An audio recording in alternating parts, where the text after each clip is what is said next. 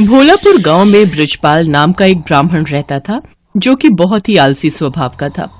घर में उसकी पत्नी सुनीता और बेटी गुड्डी उसके साथ रहती थी। बृजपाल सारा दिन खाट पर ही पड़ा रहता था। बृजपाल दिन भर में बस एक ही काम करता था, और वो था भगवान शंकर की पूजा। वो हर रोज सुबह शाम शंकर भगवान की पूजा करता, उनके नाम की माला जपता, फिर सो जाता। अपने आलस के कारण सारा दिन सोए रहने की वजह से अक्सर बृजपाल और उसकी पत्नी में खटपट होती रहती। अब उठ भी जाओ जी, कितना सोओगे? चलो अब खाना खाकर खेत चले जाओ, फसल काटने का समय हो गया है। और हाँ, वापसी में आते हुए नदी किनारे लगे सरसों का साग तोड़ कर ले आना। घर में बनाने के लिए कोई सब्जी नहीं है। और हाँ, भूलना मत, नहीं तो आज खाना नहीं बनाऊंगी। अपनी बीवी की बातों को नजरअंदाज कर बृजपाल फिर से चादर तानकर सो जाता है। सुनीता गुस्से में लाल पीली हो जाती है।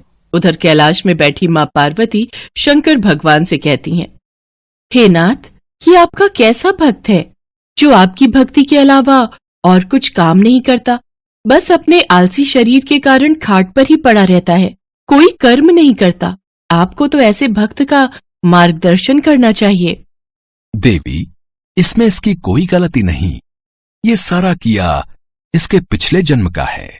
तब ये एक आलसी गधा हुआ करता था, जो सारा दिन मेरे मंदिर के बाहर लेटा रहता था।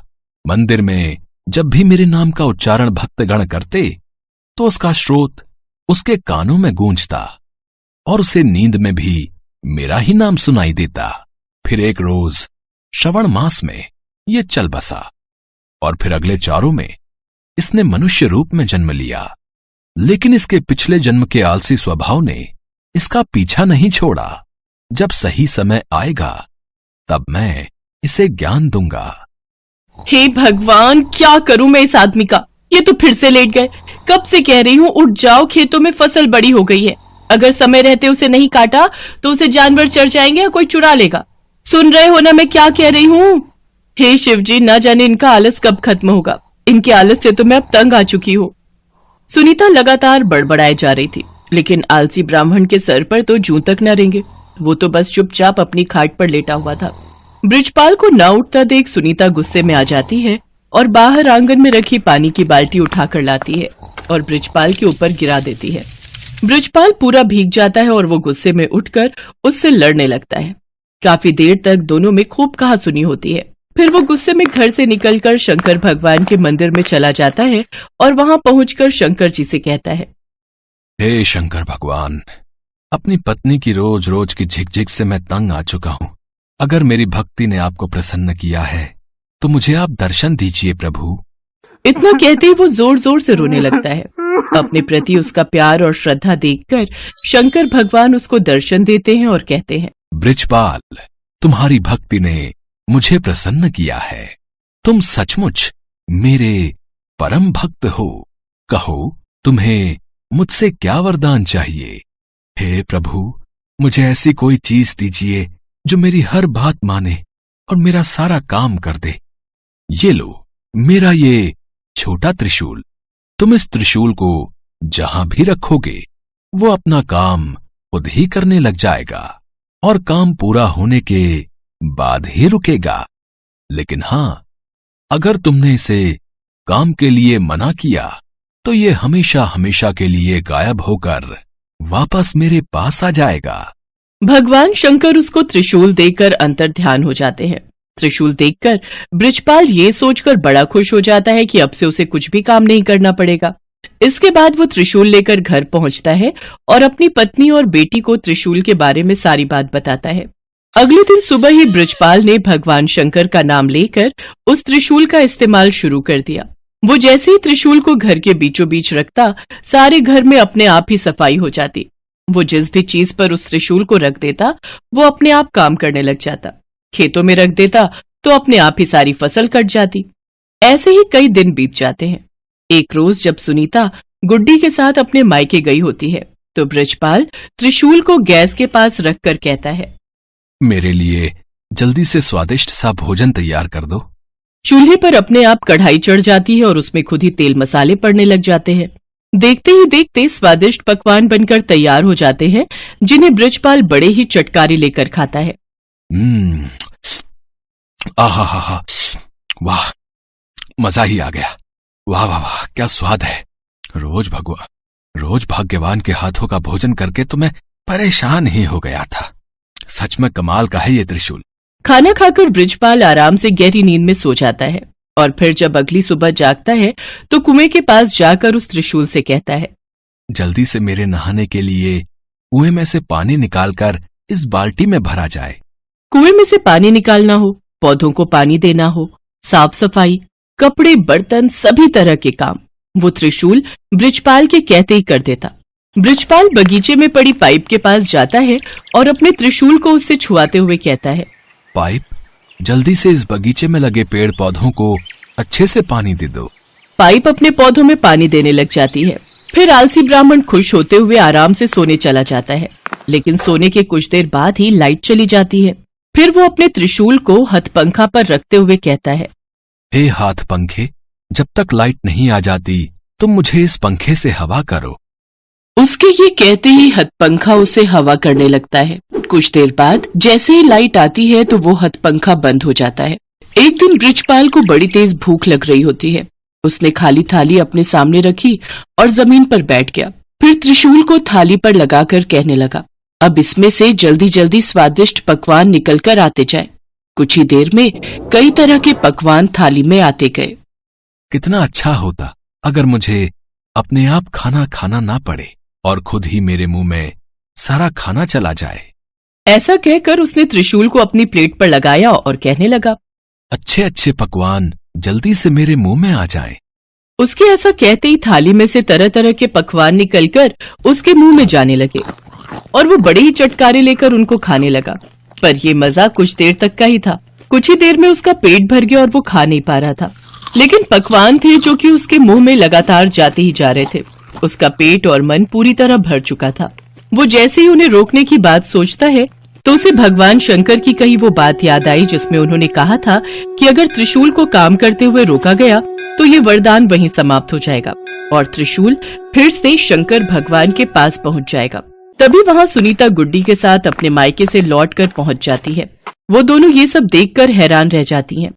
सुनिए जी, देखिए तो आपका पेट कितना फूलता जा रहा है। जल्दी से इस त्रिशूल को रुकने के लिए कहिए। बृजपाल शंकर भगवान के दिए वरदान को खोना नहीं चाहता था, लेकिन फिर भी वो थक हार कर कह ही देता है, रुक जाओ। उसके इतना कहते ही खाना रुक जाता है, लेकिन साथ ही वो त्रिशूल भी वहां से गायब हो जाता है। त्रिशूल को गंवाकर वो बड़ा ही दुखी हुआ, लेकिन अब वो कुछ भी नहीं कर सकता था। शंकर भगवान के दिए वरदान को अब वो खो चुका था। अभी तक बृजपाल ने जितने भी काम त्रिशूल को दिए थे वो सब कब रोकने हैं ये उसने साथ में ही बता दिया था, लेकिन खाना खाते हुए कब रुकना है ये कहना वो भूल गया था, जिस कारण खाना बिना रुके ही उसके मुंह में आता ही जा रहा था। सारी बात समझने के बाद बृजपाल कहने लगा, हे महादेव, मैं समझ गया। ये वरदान आपने मुझे सबक सिखाने के लिए दिया था। सचमुच में मैं कितना मूर्ख था जो हर छोटे छोटे काम के लिए भी आलस दिखाता था, और अब मुझे सीख मिल चुकी है कि छोटे छोटे काम के लिए किसी दूसरे पर निर्भर रहने से कितनी बड़ी मुसीबत आ सकती है। उस दिन के बाद से बृजपाल ने हमेशा हमेशा के लिए आलस त्याग दिया और हर रोज खेत जाने लगा। अपने सभी काम खुद करने लगा और दिन में 2 बार भगवान शंकर की पूजा भी करता। अब उसका जीवन पूरी तरह से सफल हो गया। सूरत शहर में सेवाराम नाम का एक जौहरी रहता था। वो भगवान शिव का बहुत बड़ा भक्त था। स्वभाव से भी वो बहुत दयालु था। सेवाराम के पास सब कुछ था, पर कमी थी तो एक संतान की। शादी के कई वर्ष बीत जाने के बाद भी सेवाराम को औलाद का सुख प्राप्त नहीं हुआ था। उसकी पत्नी मालती भी इसी कारण उदास रहती थी। सुनो जी, आप दूसरा विवाह कर लो, मैं आपको संतान का सुख नहीं दे सकी। मालती, तुमने आज ये बात कह दी, पर दोबारा मत कहना। तुम मेरी अर्धांगिनी हो। हम इस दुख को मिलजुल कर बांटेंगे, और मुझे विश्वास है एक दिन भगवान शंकर हमारी संतान की इच्छा जरूर पूरी करेंगे। सेवाराम का विश्वास था कि भगवान शंकर एक दिन उनकी इच्छा जरूर पूरी करेंगे। श्रावण मास शुरू हो चुका था। सेवाराम ने अपनी पत्नी मालती से कहा, मालती, मेरा मन है कि हम लोग एक बार बाबा बर्फानी की गुफा के दर्शन करके आए। बाबा अमरनाथ की यात्रा करके उनका दर्शन प्राप्त करने से मुझे विश्वास है कि भोला भंडारी तुम्हारी झोली खाली हाथ नहीं लौटाएंगे। हम अमरनाथ की यात्रा पर चलते हैं। ठीक है जी, मैं जाने की तैयारी कर लेती हूँ। सेवाराम और उसकी पत्नी अमरनाथ की यात्रा के लिए निकल पड़ते हैं। रास्ते में जगह जगह वो दान पुण्य करते हुए जाते हैं। बाबा अमरनाथ की यात्रा के रास्ते में जितनी भी लंगर कमेटियां दिखती हैं, सेवाराम वहां यात्रियों की सहायता के लिए किए जाने वाले इंतजामों में अपनी मदद देता है, खूब दान करता है। उसे सच्ची भक्ति थी कि बाबा भोलेनाथ उसे खाली हाथ नहीं लौटाएंगे। ओम नमः शिवाय का जाप करते हुए वो अमरनाथ पहुंचते हैं। मालती, कितना सुंदर और अद्भुत नजारा है। जय भोले बर्फानी। सच में अमरनाथ की गुफा में शिवलिंग के दर्शन करके मन प्रसन्न हो गया। भोलेनाथ, मैं संतान सुख से वंचित हूँ। मालती की गोद में औलाद का सुख भर दो प्रभु। मैं बड़े विश्वास के साथ आपके दर्शनों को आई हूँ। भोले बाबा, मेरी सोनी गोद भर दो। हे भोलेनाथ, आप अपने परम भक्त की संतान प्राप्ति की इच्छा क्यों नहीं पूरी कर रहे? ये लोग सच्ची भक्ति का फल आपसे मांग रहे हैं। देवी पार्वती, मैं भी चाहता हूँ अपने भक्तों को उनकी इच्छा अनुसार वरदान देकर उनकी पूजा और विश्वास को सफल बनाऊं। पर सेवाराम को जो पुत्र प्राप्त होगा, उसकी पिछले जन्म के कर्मों के कारण अल्पायु अवस्था में ही मृत्यु हो जाएगी। जो बालक जन्म लेगा, आखिर पिछले जन्म में उसने ऐसा क्या पाप किया है जो इस जन्म में छोटी आयु का योग है? तो सुनो देवी पार्वती, पिछले जन्म में ये बालक जो दोबारा जन्म लेगा डाकू मंगल था। लूटपाट करके लोगों को मार देना, यही इसका काम था। एक दिन, अरे लगता है कोई बारात जा रही है। इसे लूटने में बहुत धन की प्राप्ति होगी। रुक जाओ, बारात तभी आगे जाएगी जब ये सारी धन दौलत रुपया पैसा तुम मुझे दे दोगे। हमें जाने दो, ये तुम सब ये रख लो। मेरे इकलौते बेटे की आज शादी है, हमें जाने दो। नहीं पिताजी, इस डाकू को कुछ मत देना। ये लोग ऐसे ही भोले भाले लोगों को डरा धमकाकर लूट लेते हैं। अच्छा, तुझे मेरे से डर नहीं लगता? तो ये ले। डाकू उस व्यक्ति के इकलौते लड़के को तलवार से मार देता है। जितने भी बाराती थे वो भी बचने की कोशिश करते हैं, पर मंगल सबको मार देता है। आज जैसे तूने मेरे इकलौते बेटे को तड़पा तड़पा कर मारा है, मैं तुझे श्राप देता हूँ, तू भी ऐसे ही तड़प तड़प कर मरेगा। डाकू मंगल बारात को लूटकर सारा धन दौलत ले जाकर एक पेड़ के खोल में छिपाने लगता है। उस खोल में एक नाग रहता था। नाग डाकू मंगल के हाथ पर डस लेता है। नाग के डंक मारने से डाकू मंगल तड़पने लगता है और उसकी मृत्यु हो जाती है। देवी पार्वती, जिस बालक को डाकू मंगल ने तत्काल मृत्यु दी थी, वह उस वक्त 21 वर्ष का था।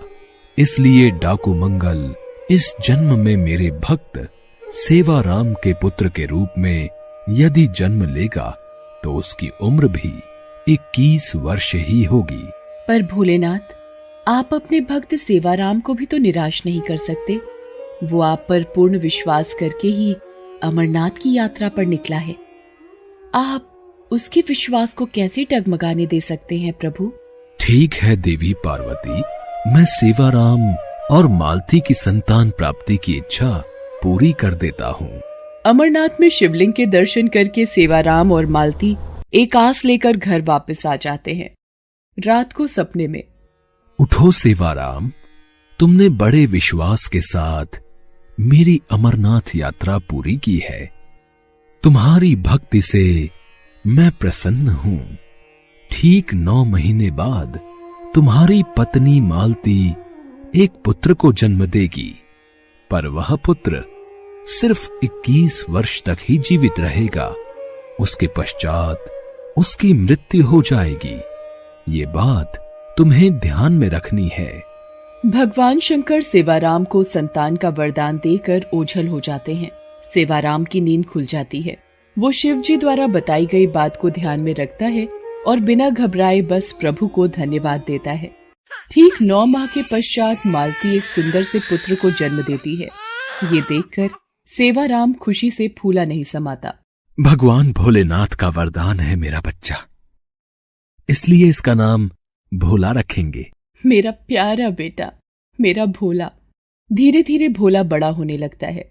सेवाराम बचपन से ही भोला के मन में शिव भक्ति की लगन पैदा करता है। एक दिन शिव मंदिर में, भोला, तुम्हें एक बात हमेशा याद रखनी है कि तुम्हें हर पल ओम नमः शिवाय मंत्र का जाप करना है। ठीक है पिताजी, मैं अब से ऐसा ही करूंगा। भोला हमेशा ओम नमः शिवाय मंत्र का ही जाप करता था। सेवाराम भोला के हाथों से खूब दान पुण्य करवाता, भूखों को भोजन करवाता। उसने भोला को शिव के सभी मंदिरों और धाम की यात्रा भी कराई। धीरे धीरे 21 वर्ष पूरे होने वाले थे। एक दिन, सुनो जी, आप भोला को भैया के साथ कहाँ भेज रहे हो, वो भी 1 माह के लिए? मैं अपने बच्चे के बिना कैसे रहूंगी? 1 माह के पश्चात तो इसका 21वां जन्मदिन भी है। मालती, मैं भोला को काशी नगरी भेज रहा हूँ। वहाँ 1 महीना रहकर अपने मामा के साथ भगवान भोलेनाथ की पूजा और साधना करेगा, ताकि इस पर भगवान शंकर की कृपा बनी रहे। सेवाराम जानता था कि भोला की मृत्यु का समय निकट आ रहा है, इसलिए वो भोला को उसके मामा के साथ समझा बुझाकर काशी नगरी भेज देता है। मामा जी, आप मेरे हाथों रोजाना ये यज्ञ, हवन और दान पुण्य क्यों करवा रहे हो? भोला, तुम्हारे पिताजी की आज्ञा थी कि 1 माह तक रोजाना तुम्हें यज्ञ और दान पुण्य के कार्य करने हैं। कल सोमवार है, तो कल तुम्हारी पूजा संपूर्ण हो जाएगी। भोला की मृत्यु का केवल एक ही दिन शेष रह गया था। उस दिन सावन का आखिरी सोमवार था। भोला पूरा दिन शिवलिंग की पूजा अर्चना करता रहा। अचानक वो अपने मामा से बोला, मामा जी, मेरी तबीयत कुछ ठीक नहीं लग रही। मैं कुछ देर विश्राम करना चाहता हूँ। ठीक है भोला, तुम चलकर कक्ष में थोड़ी देर आराम कर लो। जैसे ही भोला कक्ष में आराम करने के लिए पहुंचता है तो चक्कर खाकर गिर जाता है और उसकी मृत्यु हो जाती है। भोला का मामा रोने लगता है। भोला मेरे भांजे, मेरे बच्चे, अरे उठ, अरे ये अचानक तुझे क्या हो गया?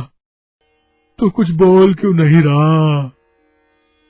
प्रभु, भोला ने इस जन्म में आपकी भक्ति के सिवा कुछ नहीं किया। वो जब से धरती पर गया है, आपकी ही पूजा भक्ति की है। फिर तो उसके पिछले जन्म के बुरे कर्म इस जन्म में मिट जाने चाहिए। आपके श्रावण मास के माह में उसने इतने यज्ञ और दान पुण्य किए। अपने पिता सेवाराम की आज्ञा का पालन करते हुए उसने सिर्फ अच्छे कर्म किए हैं। क्या अब भी आप इसकी आयु के संकट को दूर नहीं करेंगे? मैं जानता हूँ देवी, भोला ने इस जन्म में मेरी बहुत भक्ति की है, इसलिए मैं इस जन्म में इसका भाग्य बदलकर इसे लंबी आयु प्रदान करता हूँ। उठो भोला, उठो। भोला एकदम उठकर बैठ जाता है, जैसे उसे किसी ने नींद से जगाया हो। मामा, मुझे क्या हुआ था? ऐसा लगा मानो भगवान भोलेनाथ मुझे गहरी नींद से उठाने आए थे। हे शिव शंकर, आपकी महिमा अपरंपार है। भोला अपने मामा के साथ सकुशल घर पहुंचता है और सारी बात बताता है, जिसे सुनकर सेवाराम की आंखों में आंसू भर जाते हैं। मेरे भोलेनाथ, आपकी जय हो। आपकी लीला न्यारी है प्रभु। जय भोले बाबा की। ओम नमः शिवाय, ओम नमः शिवाय।